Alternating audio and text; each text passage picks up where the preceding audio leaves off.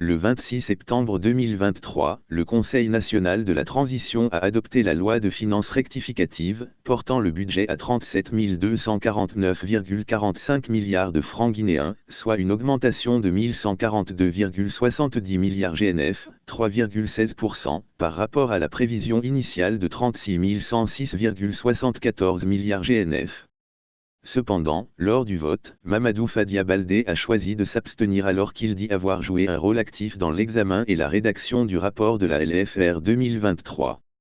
Son abstention lors du vote, selon lui, est le résultat de préoccupations sérieuses quant à l'efficacité de la gouvernance et à la pertinence de cette augmentation budgétaire. L'une des principales préoccupations de Mamadou Fadia Baldé est le respect des prévisions budgétaires par rapport au paiement.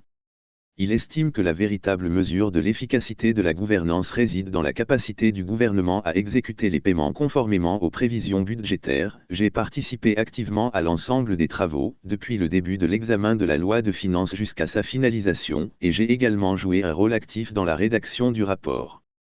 Cependant, il est regrettable que certains éléments essentiels pour évaluer l'efficacité de la gouvernance aient été négligés. À mon avis, le facteur clé pour évaluer le budget réside dans le respect des prévisions en matière de paiement. Si, au bout de 6 mois, l'exécution des paiements est inférieure à 40%, cela constitue un signe alarmant d'inefficacité.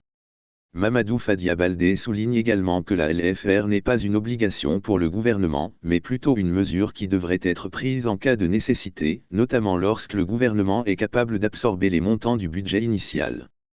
Si cette absorption est insuffisante, il remet en question l'importance d'augmenter le budget. La loi de finances rectificative vise à demander une augmentation du budget. Dans ce contexte, il est légitime de se demander pourquoi nous devrions accorder davantage de ressources au gouvernement s'il se révèle incapable d'absorber efficacement le budget initial qu'il avait lui-même proposé. Personnellement, je ne perçois pas la pertinence de cette démarche.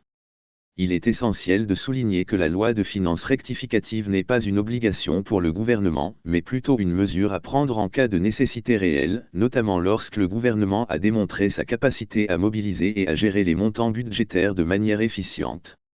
Si cette capacité d'absorption est insuffisante, alors l'augmentation du budget perd de sa justification. Voilà la raison fondamentale qui a motivé ma décision de m'abstenir lors du vote. Malgré son abstention, Mamadou Fadia Baldé reconnaît le travail acharné accompli par le CNT et le rapport de la LFR, qui a pris en compte de nombreuses préoccupations liées à la gestion des finances publiques. Il estime que le CNT a fait un excellent travail, mais ses réserves persistent cependant. Il est important de souligner que le rapport établi à ce sujet est de très bonne qualité, et le Conseil national de la transition a accompli un travail exemplaire, ce que je reconnais pleinement. De nombreuses préoccupations liées à la gestion de nos finances publiques ont été prises en compte, ce qui revêt une importance capitale. Néanmoins, en dépit de tous ces éléments positifs, mes réserves demeurent.